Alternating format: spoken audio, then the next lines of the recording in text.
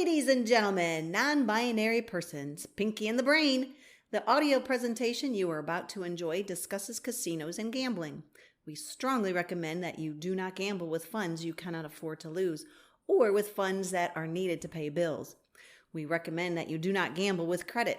The past performances of our hosts are not indicative of anyone's future results. All materials presented here are based on actual facts. Names and dates are changed to protect the innocent and the guilty. Some events unrelated to outcomes may be omitted in the interest of brevity and clarity.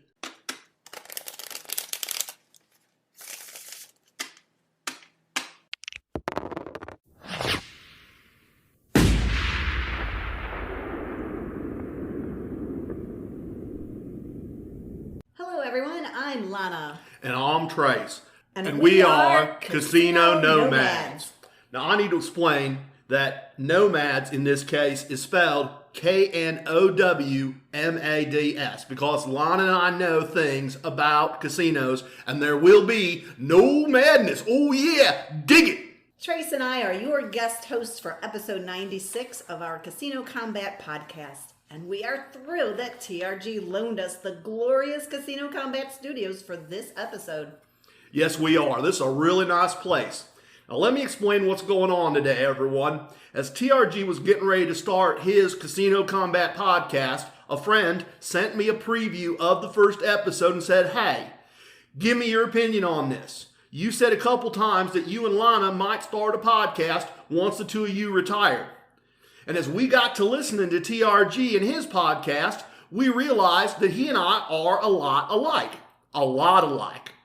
I kept thinking I'll meet him someday, but somehow, even when we are in the same casino in the same city, we never seem to be in the same room at the same time. It's just weird. Let me explain what we're going to do today and why TRG asked us to fill in as guest host. Years ago, sitting in a VIP lounge in Atlantic City, I spouted off this crazy idea. A completely crazy idea. Sandy made you several drinks, and we got talking, and you just kind of came up with it. That's true, she did. Sandy's great. Anyway, I had this crazy idea for our retirement, and I'm going to borrow TRG's virtual VIP lounge at the end of the episode and tell you all about that crazy idea and how that happened. But before we get there, TRG sent me a question he received recently, and he wanted me to read that and his answer. I'll be doing a question segment on his behalf. We recently took a trip through Philadelphia and Atlantic City to test out my idea and to see if it really was something we would want to do in retirement. So I'm going to do a travel segment. A casino nomad is someone who knows so much about how casinos work that they can constantly move from casino to casino, putting together comped rooms, shows, meals, and gifts. So I'm going to tell you about our trip from that point of view. And since this is TRG's podcast, I will share our gambling results with you using his day's pay format. After that, as I said, we will meet in the virtual VIP lounge, or as I like to call it when I'm there, Trace's Oasis. Before I jump into all that, before I let Lana get out of here and do some things that she needs to do, I wanted to ask her to share something with you that she was telling me on our trip. Normally, Lana and I, we play blackjack or craps together at the same table. But several times on this trip, just before the trip at our local casino, we ended up playing at different tables. And Lana, you said you noticed something that was kind of both interesting and annoying to you. So why don't you take over and tell everyone about that? Sure, Trace, thanks. Just as I sat down at a table, pulled out my money, getting ready to play my hands and all that, sitting down at a table with two other gentlemen. And, cards are going. I'm winning a few hands, losing a few hands. And every once in a while, I still get those hands that I question, that I'm just not quite sure what to do. And so I got, an ace-6 against a 5. And the gentleman sitting next to me looks at me and he goes, well, you got to take a card. Go ahead, take a card. And I just kind of stopped and I was like, I know. I was just trying to think if I needed to double that or not. He goes, well, you just need a card. I said, I understand. So I doubled and I won, which was great. And then another time, I thought, he was then later asked a question. He had a 16 against a dealer's 7. And he was like, I don't know. I hate 16s, and kind of looked around. He goes, should I hit it? And I said, I would always hit 16 because you have 16 against 17. And he kind of looked at me, nah, I'm not going to hit it. Sure enough, the next card was a 9, and he would have had 19 and would have won. But I just found it really kind of interesting because as we continued to play, other situations kind of came up along that. And I thought, you know what? When you're sitting there with me at the table and I ask a question, sure, usually answer, but sometimes, you don't come right away with the answer. You kind of maybe help me to think through things a little bit, or, but they just kind of were like I had no clue what I was doing. Like I didn't know what to play, or I didn't know how to play. And I thought, is it because I'm a woman and most women don't seem to know how to play blackjack? I don't know. It was just kind of really an interesting thought that I had, an interesting observation that I had, that when I'm sitting with you at the table, I get treated a little bit different than if I'm just there by myself making my own decisions about my play. So that's just what I observed. All right. And that's a point of view that I'm never going to be able to bring to a podcast. That's a point of view that TRG isn't going to be able to bring to a podcast. And I'm very sure that TRG's listeners appreciate getting that female point of view on things. And it's really annoying to know, one, to know that exists, and then to also know there's probably nothing you or I are going to do to change that. So Lana, I told you I wouldn't take up too much of your time for this. Thanks for sharing that with everyone. Let's get started with, I guess, questions TRG's sons ask. What? TRG's sons ask questions about gambling, and listeners ask questions about gambling.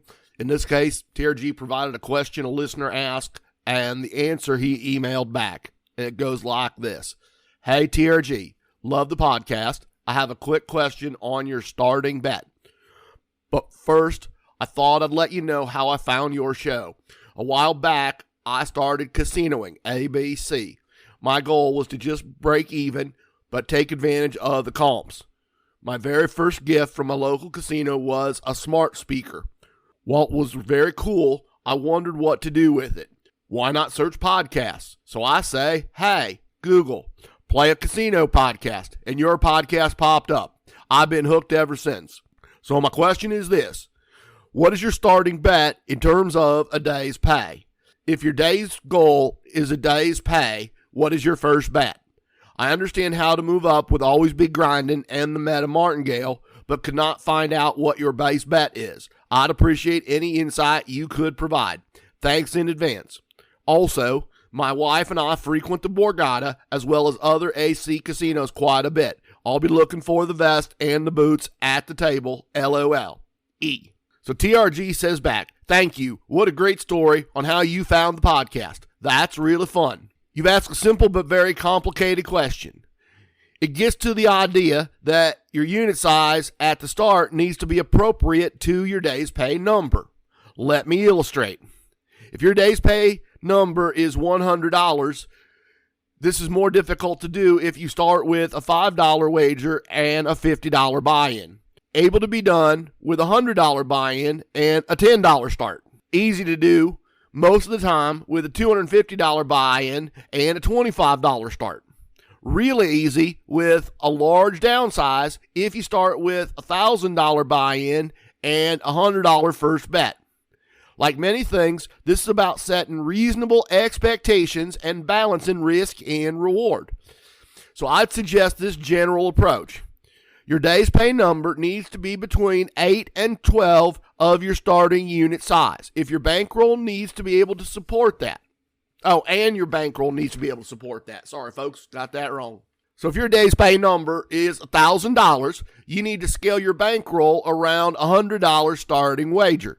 If you can't, you need to be able to add to your bankroll or reduce your goals while you build your bankroll. So the easy math, $5 starting size, day's pay, $50. $10 starting bet size equal $100. $25, $250, etc., etc. One of the core concepts, win a small set amount and leave. That amount needs to be reasonable to your unit size. Hope that helps. Let me know if you need more clarity. I'll keep you posted on when we will be in town. I'm sure ECE and ACE and Jay, boots on the ground in Philly C, would love to meet you. TRG. That TRG, it's amazing the stuff he comes up with. I've learned so much from him. It is absolutely amazing. So my understanding is that all I have to do is say the travel segment is next, and T-Rex will take care of getting us from here to there. Let's go. Travel segment is next. The holidays mean more travel, more shopping, more time online, and more personal info in more places that could expose you more to identity theft. But LifeLock monitors millions of data points per second. If your identity is stolen, our US-based restoration specialists will fix it, guaranteed, or your money back. Don't face drained accounts, fraudulent loans, or financial losses alone. Get more holiday fun and less holiday worry with LifeLock. Save up to 40% your first year. Visit lifelock.com/podcast. Terms apply. In my opinion, inflation has done some really strange things to comps over the last 6 months or so. Maybe a combination of inflation and demand. We used to get comped Friday and Saturday nights most places. Now comps are easy to get Thursday to Sunday, but Friday and Saturday nights are tougher to get, and often the best we can do is a discount on a full price room. And we know our play has not changed, or that we're not gambling any less, so something else is going on. Inflation makes sense, right? The value of the room's going up, so the level of play to cover it has also increased. A level of play that used to cover Saturday night only covers part of Saturday night now. And if I'm being honest, I was a bit lazy in setting up our anniversary trip. Well, maybe lazy's not as true as much as I was involved in a lot of things that got my attention first. A little background, since you don't know me. I have a good relationship with Caesars. I used to be 7 stars for a lot of years. That's their top tier. But in recent years, I've just been a diamond player. That's been the best I could manage given where Caesars properties ended up fitting into my life. But I rolled that Caesars tier into a tier match with MGM, and we've gone to Borgata in Atlantic City several times, and we really love it. It is an excellent property. Probably just about our favorite property in Atlantic City, except it doesn't have a beach. And Lana really likes to have a beach available when we're near the ocean. But I also got tier matched at Bally's when they split off from Caesars. So that gives us a lot of options as places with perks like free parking, free valet, and VIP lounges all around Atlantic City. So, as I said, inflation, and I started planning a little late. And the idea of arriving in Atlantic City on Friday and staying the rest of the week as I'm doing the plan, and that's looking pretty difficult to do. And even if I'm willing to pay for Friday and Saturday night, it's tough to find a place to stay to make it work. And so as a result of that, as a result of lack of rooms, even if I'm willing to pay money, I booked us into Tropicana on the boardwalk on a comp for Sunday night to start out the trip. The following day would be our official anniversary, and we've always talked about eating at Carmine's, a famous Italian restaurant, and they have a location at the Tropicana. So wanting to eat there, wanting to have some drinks with dinner, I booked us there at the Tropicana for just one night. We'd use our room comp. They were willing to do up to 3 nights, but I just took one night, and we'd get our free bets, we get our comps, we get more free bets the next day, and then move on to Bally's for 2 nights.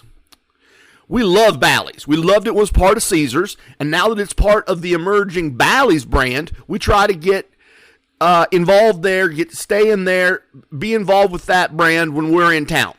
And they were willing to comp us 2 nights, so that sounded great because we're really focusing on MGM as a brand we want to be able to enjoy going forward. So we would then finish up our trip at Borgata, kind of being nomads, wandering around from place to place, from brand to brand, And from the point of view of each brand, we would have come into town for a couple of nights, used our comps, and moved on. A solid plan. A plan that would let us practice and use our Casino Nomad skills to have a great anniversary trip without spending much money. And most of it will be comped. That was the plan. But the entire thing just felt too short. I mean, I was willing to pay for Friday and Saturday night if I could have found a hotel. So Friday, Saturday night at home, it was bugging me. It was on my mind that we should be doing more for this anniversary trip, that we should be trying out this crazy idea of mine with a longer stay. And when we go to Atlantic City, we have to drive through Philadelphia, and every time Lana says, we should stop here sometime. We should see the Liberty Bell. We should do that when we go to Atlantic City. So I thought, what the heck? You know, Trace, you were willing to pay for the weekend in Atlantic City if you needed to. You've been winning a ton of money gambling. Isn't it great that TRG taught us consistently how to win money gambling? Isn't that a great thing? That dude is so smart that he managed to figure it out and then teach all of us. And so I thought, I've been winning a ton of money doing that casino combat stuff. We can pay for a couple of nights in Philly with the winnings. And that made sense. So I knew Philly had casinos, but I thought they didn't have hotels. I knew that Harrah's didn't have a hotel, and that's a brand, part of Caesars, so I thought about that. But I thought, okay, get a standard hotel room, do some sightseeing, stop by Harrah's some, do some gambling, so they would then be willing to comp us the next time I'm in town. That's one of those nomad skills, knowing that you need to visit a casino and gamble to get the comp started. As I'm searching for hotels, I find one, just a standard hotel, name brand hotel, right across the street or next door to something called Live Philly. And I think, we've seen that from the highway. It's a big building. I know Live is a casino brand. That's too big a building to not be a hotel. So I check, and they have a Friday, Saturday, buy one night, get one half off sale that includes a resort credit so you can buy food and that kind of stuff. And it's the same price for those 2 nights as the Marriott across the street. And then another company just about a block away. So I'm thinking, okay, perfect. We are being casino nomads now. This'll work. We'll arrive on Friday, get some food, do some gambling, check out a new casino, get a new player's card, get all the free stuff for getting a player's card, then do the tourist stuff on Saturday that we wanted to do, then do some more gambling on Saturday night, and have a 1-hour drive to Atlantic City on Sunday morning. Perfect. We can start building a relationship with a brand that has a hotel on our way to and from Atlantic City. Now, TRG, he likes to call these casino routes. It's a process of having relationships with different brands who are around each other. So he would say, so you can exploit them. And he's not wrong, but I'll say we enjoy the benefits of multiple brands and multiple properties all on one trip. That is what a nomad does because they know things. I didn't learn that from him. I mean, I didn't call them routes before, but as a nomad, I knew starting from a base that, a place where you were getting comped and then building relationships with other brands or other casinos in the same area would create more opportunities for more free stuff. So, there was a fairly perfect anniversary trip plan to just wander from city to city, casino to casino, and try out my crazy idea, which I will explain when we get to the virtual VIP lounge. Much like TRG's battle plan, we now have kind of given you our travel plan. So now all we have to do for the rest of this segment, we just have to follow Trace's paces. Hold up. I just noticed there is a package here in the studio, and there it is labeled Trace. Says open during the podcast, TRG. All right, let me get this open here. Let me open this up. It's a box with a hinge. Oh, it's a ring box. There is another note. Really small print. Let me get my reading glasses. Like really, really small print on this note inside this box. Note says, Trace. This is the mock-up of the Casino Combat ring before the proper ring was created. I'm convinced that my ring gives me the ability to change names and dates to protect the innocent and the guilty. The mock-up may let you do that too in some small ways, just once or twice, if you need to change names or dates to protect the innocent or the guilty during the travel segment. TRG. P.S. Please put the ring in the box in the drawer when you're done. Let me know if it works. Okay, cool. I don't see how that's going to be a thing for me, but ring on. Let's share Trace's Paces. We got to live Philly around 5 o'clock. Valet, bellman, all the services you would expect. But you sometimes don't get those these days, and that's another problem for another day. But I appreciate the fact that they were fully functioning the way a casino and a resort should function. Beautiful building, right by a professional sports arena. Room was beautiful, modern, very large. Some really cool views. No complaints at all. I'd be happy to be back in that room anytime. After a quick cleanup, we went down to the casino. So, confession. I've been doing the vest thing. I know a good idea when I hear one. I went to CasinoCombat.com, went to their website, and I bought one of them in kind of a brown tan color. Green seemed too military, and I don't want anyone to confuse me with TRG at some point in the future if we're in the same room at the same time. So I went with brown, not black. And he's right. It's a great way to be organized in a casino. We do get asked questions a lot, but I'm fine with that. I can always say, sorry, I'm just a guest. But here's the problem.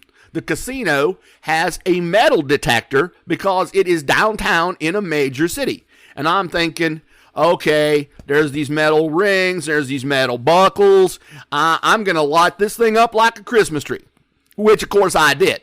And as they wanted me to take that little metal thing and run it all around you, they wanted to know what was near my right hip. And I said, it might be the rivets on the jeans. And they said, no, they didn't think so. So I said, oh, okay, it's this. And I pulled out a little cross that I carry in my pocket, something my dad gave me when I was just a little boy. I've had it ever since.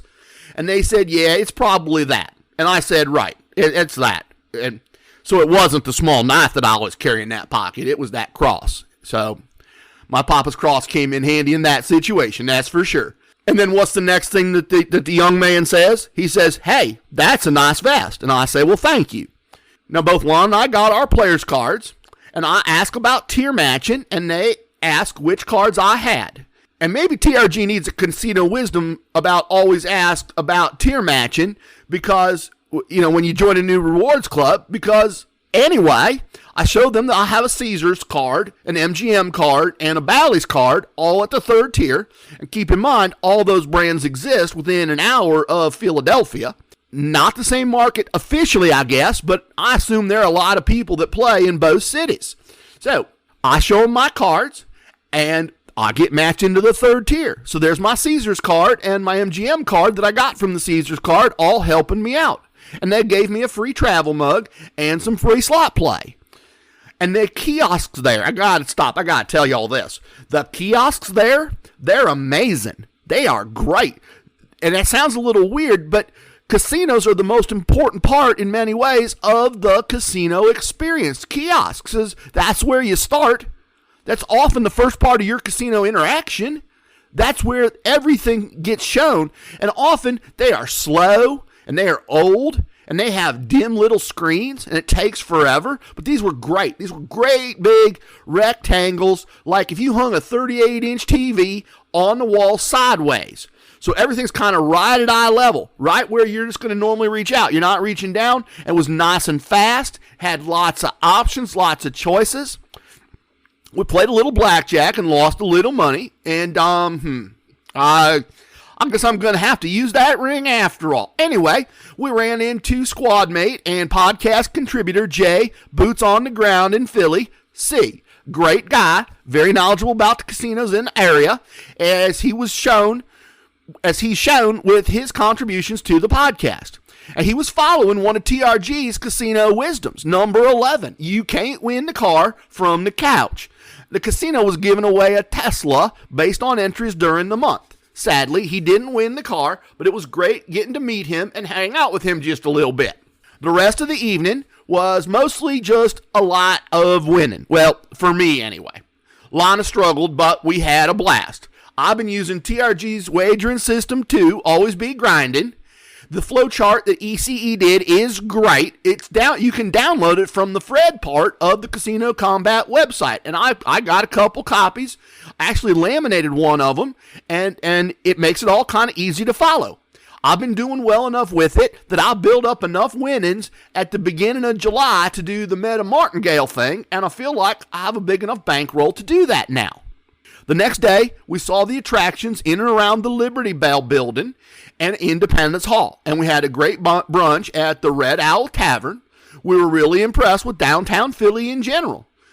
We can see, coming back to the area regularly, there's just a ton of stuff to do. A lot of stuff to do outside the casino. When we got back to the casino, Lana wanted to take a quick nap, and I went down to make some money to pay for all the things we'd just done, to pay for the hotel room. Have you ever had anything TRG teaches you go so well that you eventually get bored? Well, I did that during the afternoon. I joined a blackjack table at one point. I got 7 blackjacks in one shoe. I ended up leaving the table up 2 days' pay. I played a slot machine, won 50% of what I started with. I checked the kiosks. I had some more free slot play based on my blackjack play that I had just done. I won money with TRG slot strategy number 1. I went back to the same blackjack table. I won another day's pay. I saw a Rocky slot machine. It makes sense. It's in Philly, but I'd never seen one of those before. I played it. I won another 40%. Went back to the blackjack table. Still the same people.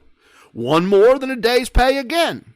Finally, I went up to see if Lana was ready to get something to eat. The casino had a food court, and one of those options was a Guy Fieri. I never can say that dude's name right, but a Guy Fieri fast casual taco place. Great tacos. Really enjoyed them. After dinner, not only did Lana struggle, but I had back-to-back losing tables. 7 units on one, then 6 unit at TRG's Tier 2. I moved to Tier 3, not super worried because I'd been winning all day, but also knowing that a loss here would probably wipe out all my winnings for the day. Minimum. Maybe more. Since I hadn't really looked at how much Lana had lost so far to that point. Through the course of the play, I had built a small win stack, but since the win stack is $100 chips, even a small win stack can be most of what you've already lost, which is what I like about the way TRG lays this stuff out. And that wasn't going to matter because things then started to go south. I lost hand after hand, but I eventually won a hand, then another hand, which meant that my next bet was a 3-unit bet using Always Be Grinding. But keep in mind that 3 units at this part of the Meta Martingale is 4 of the units I started with. So a 3-unit bet is 12 of my starting units. And it's a good thing at this point that Lana had had a few cocktails and she'd had some wine, because she was not then freaked out about what happened next. And if she was sober, I suspect she would have been pretty freaked out at what happened next. Now TRG, he talks about the unicorn hand. And that's when you're playing blackjack and you have pairs and you split them 4 times and then you double 4 times using basic strategy. Now, I've never seen one of those, but I experienced a variation at this point. I got a pair that needed to be split and then a draw that required a double. And now I've worked through the small win stack I had and I had to pull out more cash. Bought 1 more chip. But I kept the cash out because I had a feeling I knew what was coming. Again, I have a pair, and I need to split again. 12 more units. And a hand to stand on. And then a third hand that needs to be doubled. Another 12 units. I now have 3 hands and a total of 5 bets. And each bet is larger than a 1-tier buy-in. Each bet is 12 Tier 1 units. And I'll have a lot of fun watching the dealer bust in 4 cards. As I said, Lana was a little worried as I kept handing over stacks of cash, but she celebrated with me as the dealer handed over all those chips, paid all those bets off. Short time later, we colored up, got our money, went upstairs, called it a night, and I knew that on that one hand, I'd won more than enough money to pay for all the hotel costs for that part of our trip. We finished the Philly part of our trip up more than 5.5 days pay as a couple. I'm holding up Lana's end a little bit there, but we had over 3 days pay and expenses. So basically a profit of 2.5 days pay with the gambling paid for the hotel, the meals, and all the sightseeing. That is nomadic. That is perfect. And yeah, nomadic is spelled with a K. Our drive to Tropicana was easy. Tropicana AC is a place we have gone to more and more following the merger of El Dorado and Caesars Entertainment. We love it. Lots of good food choices. Valet is free. Check-in is easy. We love the Havana Tower. Our room was comped. No resort fees. And we each had a free bed available. And Lana had some free slot play. Now, dinner at Carmine's was great, but I certainly misunderstood what was going on. I saw the prices on the menu online, and I assumed that this was a super high-end Italian restaurant. It was not. It was a very solid Italian restaurant, but you know what? They need a big sign out front that they do not have. The waiter informed us that everything is served family style, but they had a few choices that would work for a party of two. And we said, okay. And I looked around the room, and there were lots and lots of tables for two. Lots of them. And the salads on them would have fed a family of 5. Easily fed a family of 5. Likewise, the appetizers. The food wasn't super expensive at all. It's that the portions were so large they had to charge appropriately. They were set up for big groups. Lana agreed to try the lasagna with me, which she knew, I'm sure, that I was going to order that anyway. That's what I was looking forward to. I'm a lasagna guy.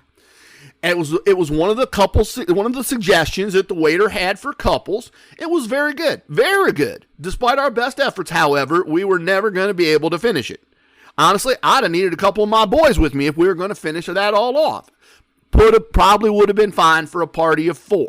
With a large group, Carmine's would be a great place.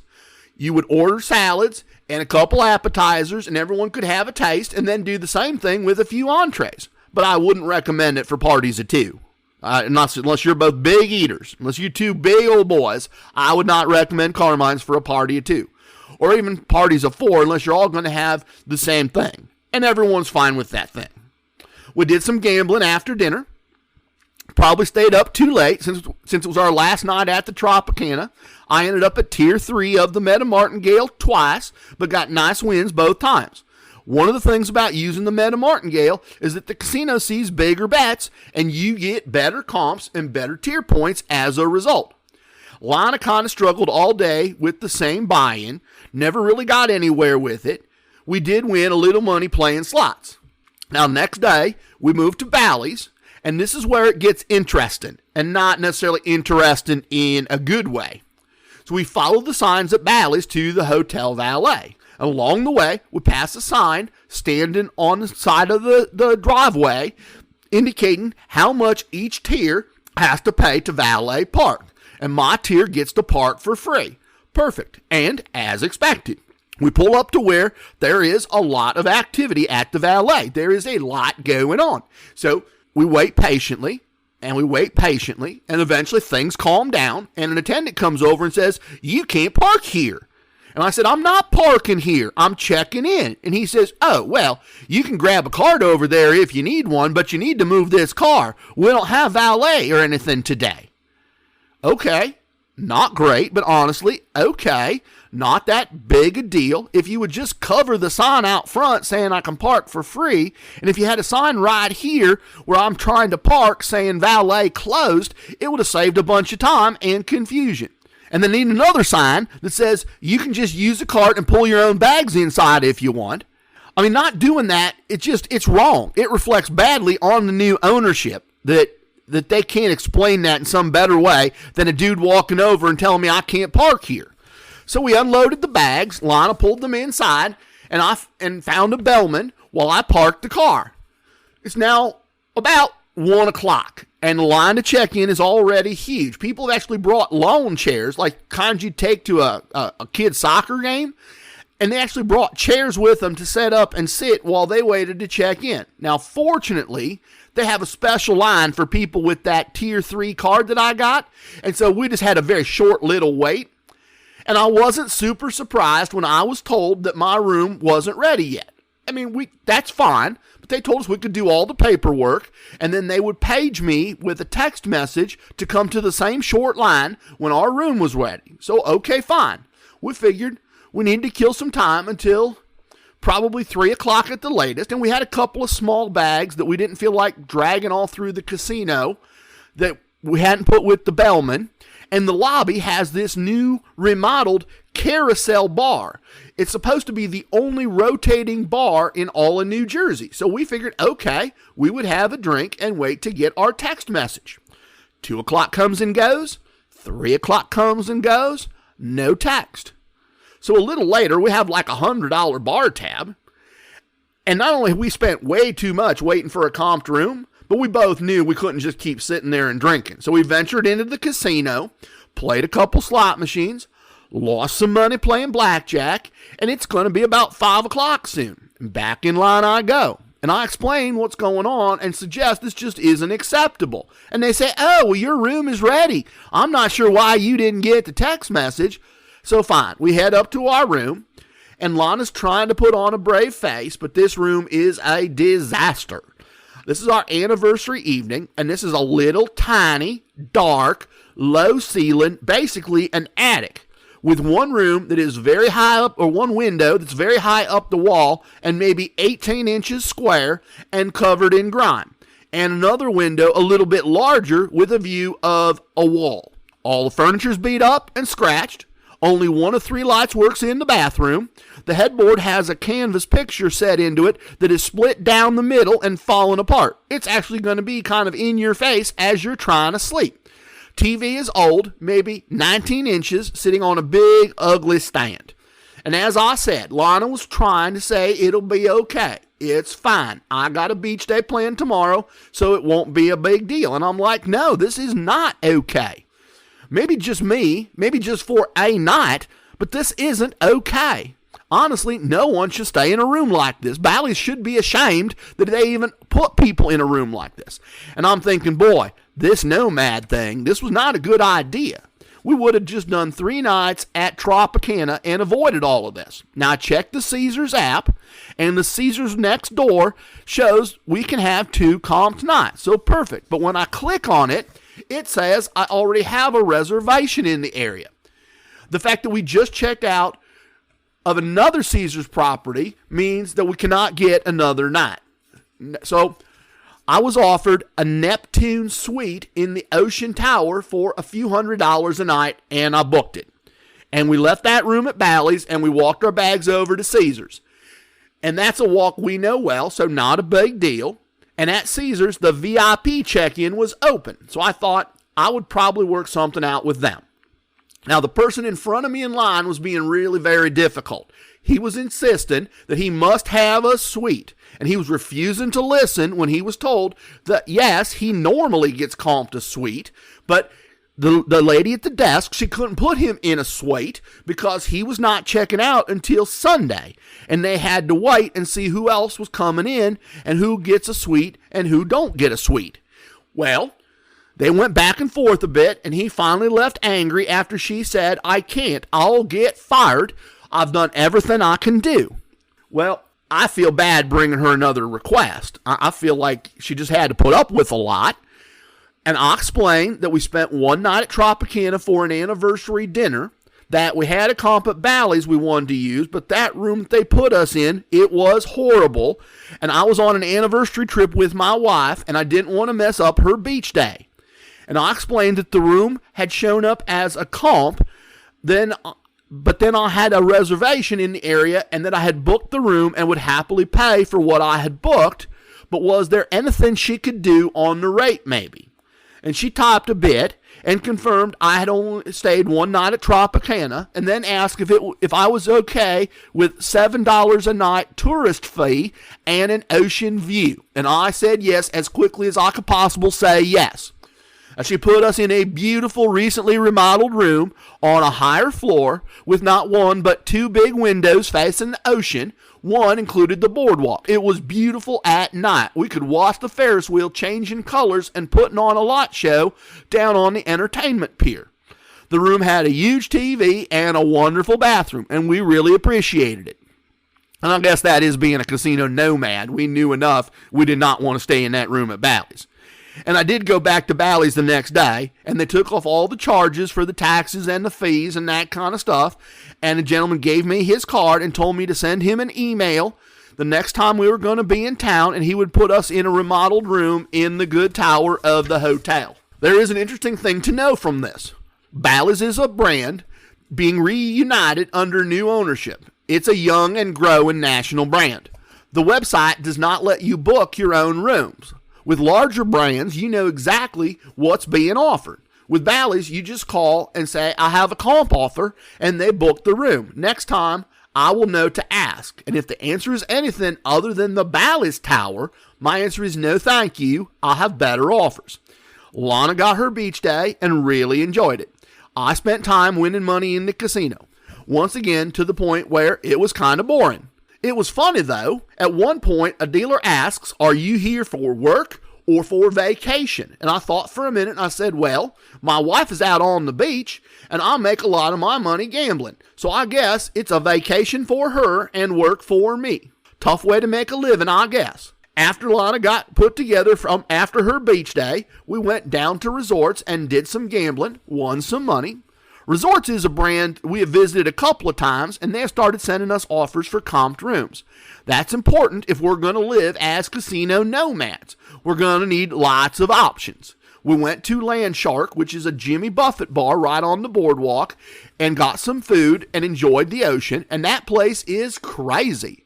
Since we ate on the deck, you had to be careful. Seagulls were brave enough to try to take food right off your plate. Saw it happen to one lady. She almost lost a chicken wing because that seagull just came and took it right off her plate. Before we returned to Caesars, we stopped at the Hard Rock, and we got a player's card, and we played some blackjack. And once again, I think it should be a casino wisdom, because I was able to tier match with Caesars and get to the third tier in the Hard Rock brand. At this point, third tier is, of course, the tier where good stuff happens. So I got tier cards for MGM, third tier, Bally's, Philly Live, and now Hard Rock. I got a lot of value out of that one Caesars card. We finished the evening doing a little bit of gambling at Caesars and then wrapped things up. The next day, it was time to move on. As nomads, we knew we would have a time gap between checking out at Caesars and then being able to check in at Borgata. So I'd planned a dolphin watching cruise out on the ocean. The captain of that boat really knew his stuff. About 30 minutes in, he had us right in the middle of a big, I guess they're called a pod. I don't know much about dolphins, but he said it was called a pod of dolphins, and they were jumping up on both sides of the boat. I got some great pictures and some great video. And after we had all seen the dolphins, our cruise took us the length of the boardwalk before returning to port. Again, really great pictures and video of the boardwalk from the Tropicana all the way to ECE's Ocean Casino on the other end. As we checked into Borgata, I looked over results and determined that after expenses, including the cruise, we had won just more than 5 days' pay between Caesars and Tropicana. And that's after expenses, so not bad at all. We didn't have a lot of expenses. I should be more precise, though. I keep saying we checked into Borgata, and we didn't. We actually stayed at a second hotel called the Water Club. It's just a short hallway from the casino, though. It's not like it's really part of a different building. We never stayed there before, but we both thought the Borgata Tower was better. Regardless, Lana really enjoyed the pool after a day at the spa on our last day of our visit. On our first night, we had dinner at the Borgata VIP Lounge. Great dinner, and then we went to the bar for a drink. I love that they will pour complimentary doubles, a 12-year-old scotch. We just planned to just have a drink and then get some gambling done since I hadn't made any money on the cruise, and it's got to be about making money at some point each day. But Lana overheard the lady next to her was a school teacher, and she started a conversation about school teaching. The lady's husband was a great guy. We spent a long time talking with them, and every time a bartender asked if we needed another round, someone in the group said yes. It cost me $10 imaginary to get into the VIP lounge as an MGM Gold member. I think I ended up drinking about half a bottle of McClellan 12, so that's a very fair price. I do not mind giving them 10 of their imaginary dollars for a dinner and half a bottle of good scotch. At one point, we got talking about playing slot machines, and Lana starts to tell them about the TRG slot thing. And, well, I start explaining it and ended up drawing a bit of a crowd. Several other people stopped their conversation and gathered around. And at one point, one lady, she says, I need to take notes on all this. But Lana, she's prepared. She had cards for the podcast in her bag. And I did not realize that. I did not realize TRG had sent those to her. So that was a good thing. She was able to tell people about the podcast. Now, TRG, he always says how much he loves VIP lounges, and he's right. We had some great food, met some really nice folks. For us, this will be part of being nomads, knowing when VIP lounges are open and having the right points or comps to get in and eat free meals on men and nights. Well, now we are pretty well lubricated, and we went to the kiosk to collect our free play and our comps. And the lady in front of us said, here, the comedy show's starting in about 10 minutes and I can't go. So we went and saw the show with her tickets and then did some gambling. And as I mentioned, the next day, the last of our trip, was a spa day for Lana. And I got to work winning money. When she finished up, I suggested that, as crazy as it sounds, we go to Chicky and Pete's at the Tropicana. Because I want a Philly cheesesteak, and they make great Philly cheesesteaks. Now, if you don't know about Chicky and Pete's, great restaurant, great seafood, great cheesesteak sandwiches, including lobster cheesesteak. I never heard of lobster cheesesteak before, and I have not tried it. But they must be good because Harrah's in Las Vegas just opened a location of the same restaurant. So if you're in Las Vegas, if you're in Atlantic City, I strongly recommend Chicky and Pete's, and I strongly recommend that you get the Philly cheesesteak. We grabbed a quick cab since we knew that from TRG that it would only be a $13 crab ride. We played our free play at the Tropicana. We had our food. And then we headed back to Borgata to wrap up our night with a comped burlesque show and some gambling. With it being Thursday night and the weekend starting, by the time the show let out, most of the lower limit tables were full.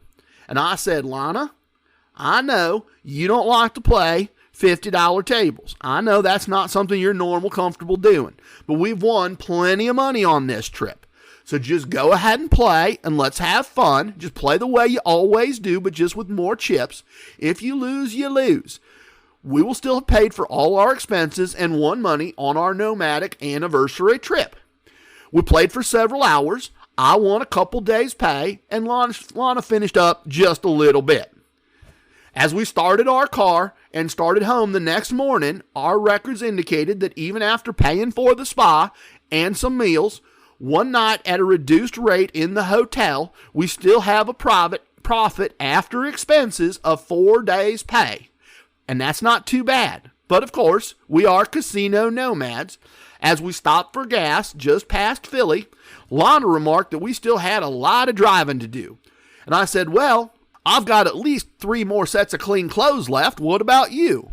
We're going to pass right by a My Choice casino with a hotel on our way home.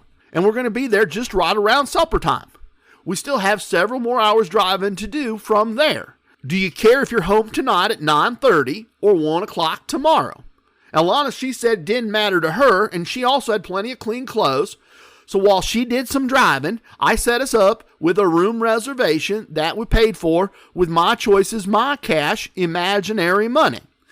We did a little happy hour in our rooms, comped ourselves a meal in the food court, and won a day's pay before calling it a day and wrapping up our vacation. We lived like Casino Nomads, just moving from one free thing to the next free thing. We learned a good bit about what did and did not work for us. We had a great anniversary trip, and after that dude opens the champagne, I'll be in the virtual VIP lounge to explain where the Casino Nomad idea came from and to talk about what we learned on this trip. A little bit of the bubbly. All right. Welcome to the Casino Combat Virtual VIP Lounge, or as I like to call it, Trace's Oasis, because I got friends in low places. I checked with T-Rex. The artisanal still water issue from last episode has been resolved. We also have sparkling water if you prefer. Along with TRG's virtual goodies, I've taken the liberty of adding an excellent virtual handcrafted locally bottled root beer and a great virtual IPA. Lana has made sure that a couple of my favorites are available on the virtual buffet.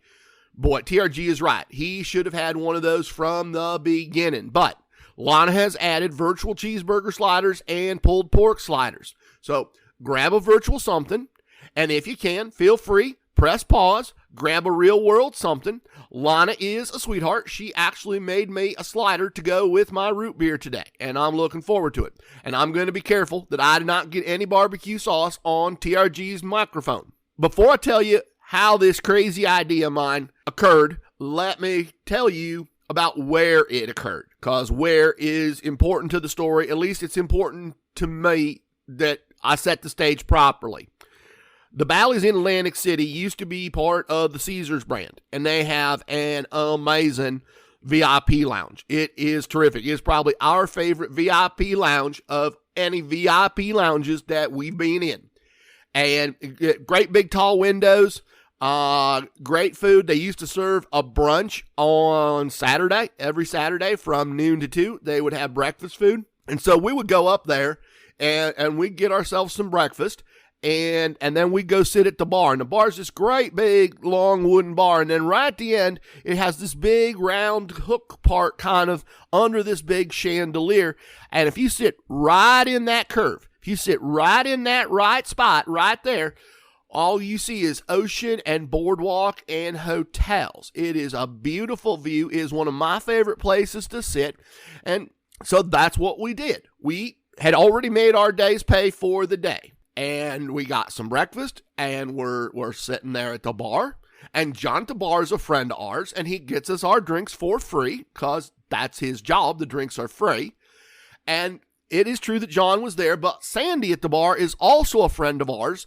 And on this fateful day that we're going to talk about, Sandy is our bartender. And Sandy is a great bartender. Sandy is what you would call a mixologist. And so you will tell her, hey, I would like to drink this.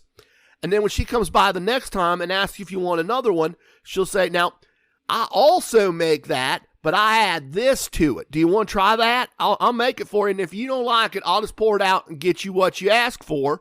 But I think you would like this. And then the next time, she'll change it up again on you, which also gets you hanging around a good bit and drinking a good bit.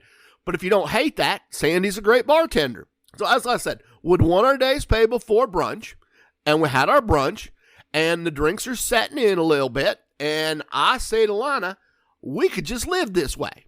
We'd just make our day's pay, stay in comped hotel rooms for as many days as they'll give us, then move to the next casino, kind of like a nomad. And if we exhaust an area, we can't stay there no more, we'd just go do like 2 weeks in Vegas. Then we'd do 2 weeks in Atlantic City. Then we do a week in Detroit. Then we do like a week or so in Biloxi. Then we repeat the whole thing all over again. Now here's where it would start to make sense to me, because we'll sell the house, we sell the cars, we sell all the stuff that doesn't have any sentimental value. We'll put the rest of it into storage, like the pictures and all that kind of stuff. We don't get rid of everything, but we'll just get rid of all the other stuff. And so now the drinks are coming and I'm rolling. I'm thinking, no more house payments, no more car payments, no water, sewer, gas, electric bills to pay, no property taxes, no taking out the trash, no taking care of the yard, no home maintenance, no home repairs. That'd be pretty nice. Just free meals, free shows, free nice hotel rooms to live in, swimming pools, beaches, spas, all available everywhere we live. What a great lifestyle, right? We just live in casinos. We just wander from casino to casino as nomads. And we hadn't figured out yet to spell nomads with a K. We hadn't figured out yet that we were going to know stuff, and that's why we would be nomads. That part will all come later. But now Lana's got some questions. As we're enjoying our next drink, she's saying, but how do we get our clothes washed? A very practical question. And I said, well, casinos will do that for us. And they charge us a fee, but we'll just pay that fee with rewards points. We'll just pay that fee with what TRG calls imaginary free tax-free money. We won't even have to pay for it. And then she says, but what about getting my hair cut? And I said, well, casinos have a salon. You can just try them out And then eventually you can plan on being in the right casino for the right salon on the right week. Now, it's no big deal. And again, we'll just pay for it with resort credits. And sure, once in a while we'll have to rent a car. Once in a while we'll have to pay for some airfare or a hotel stay on the way from A to B. But big deal. Compared to what we are saving, it's going to be nothing. And then we have Lana's pension. And we have my Social Security, and we just have those on direct deposit. And we have my retirement savings available, and we don't have any big purchases. There are casinos near where most of our families live in various cities, so we can just stay there. For the holidays, we just visit family, hang out in casinos. It will all work. And the more we talked about it, the more it made sense. And now I'm expanding on the idea. Now I'm rolling. We can call ourselves Casino Knowmads, and we'll start a YouTube channel, and we'll document everything. And we'll get ourselves a little dog and name it Ace of Hearts, and we'll record great content like Ace of Hearts fighting a seagull on the boardwalk for a french fry. Ace of Hearts playing in the ocean. Ace of Hearts seeing the Las Vegas Strip for the first time. We'll have our followers. We'll have people following us, and they'll be like the know-it-alls or the maniacs or, something like that. Something kind of fun, something kind of silly. And that'll be a lot of fun. And we'll make more friends like John and Sandy, and they'll get us our drinks for free. And then we'd know our favorite places and our favorite restaurants all over the world, all our favorite things to do. It was a silly idea. It's a really silly idea. It developed over hours, and we laughed about it. We had a good time, but as we left the lounge, that idea didn't go away. We kept seeing the ways we could apply it. We kept seeing photo ops for Ace of Hearts. We kept seeing little dogs and going, oh, hey, that'd be a great little dog. Dog like that would be Ace of Hearts and go places with us. And we kept seeing little things that it could all work. We kept talking about it for years. We talked about it all during the pandemic. We started looking at our promotions and seeing how we could combine them and live in casinos for weeks at a time with proper planning. After we retired. That was always what we say. Oh, hey, if we were retired, we could go here and here and here and do this and this and this. Well, Lana retires in just less than a year. Just right around the corner, Lana will be retired. And my retirement's a bit further off, but it's really not that much further. And there are ways that we could retire. I could retire sooner if I really wanted to. I could retire sooner and just do this with Lana, just sell our stuff and just roam the country as nomads. So as a result, we used our recent anniversary trip that I told you about as a test run to see what we thought about actually being Casino Nomads. Couple of nights in Philly, then bouncing through Atlantic City, enjoying everything it had to offer, and at the same time, expanding the places willing to give us comps for next year. Looking out a year from now and thinking, what might be? How could it go? And honestly, here's our current conclusion. Maybe we'll be nomads, but probably not. But maybe. Honestly, we could make it work. But we're feeling at this time that we want a home base. We want something to come back to, a place to call home. We want a place to enjoy our children and grandchildren with, a place that's ours. And as cute as Ace of Hearts would be, and he would be very cute, or she, we are not sure we want to deal with a dog in and out of hotels constantly, or having the additional task of creating content as part of our retirement. That doesn't necessarily sound as much like retirement if we're constantly editing video.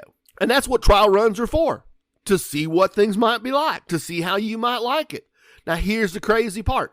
Even if we keep a home base and just roam from place to place for 10 days to a week at a time, when we're away from our home base, someone else is paying for the utilities we use. We're not heating or cooling our home in the same way we would if we were home. Someone else is providing our meals and entertainment as a comp in some way, even if we are just using points and comping ourselves. And here's the final thing that we learned on this trip. If we're going to try to truly live in casinos, we have to act like we live there, not like we're on vacation. When we're at home, Lana gets up and works out and then enjoys her coffee. That workout still needs to happen, even in the casinos. Normally, while she's doing that, I get showered up, I get some work done, I catch up on banking and emails and news and all that kind of stuff. Contrast that with us on this trip. Sleeping in, getting brunch, Me gambling first thing in the morning while she gets ready to go, gets put together. In our normal lives, we do not have happy hour regularly. We might have a glass of wine at 10 o'clock as we watch something on TV, but we're not up drinking all that all the time. If we're going to live in casinos, we need to live our normal lives in casinos, not live in casinos like we're on vacation and only enjoy casinos once a year.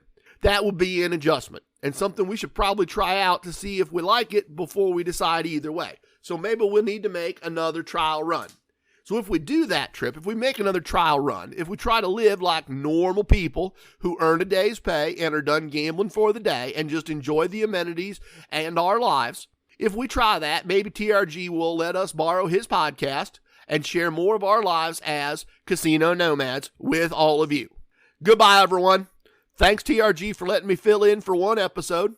I've done my best to make sure everything I told you was true from a certain point of view. Bye, everyone. It was fun being here. Tip people at the casino who help you, including the slot folks, if you get a hand pay jackpot. But listen to TRG and don't tip away your wins. Thanks for listening, everyone. TRG will be back next episode.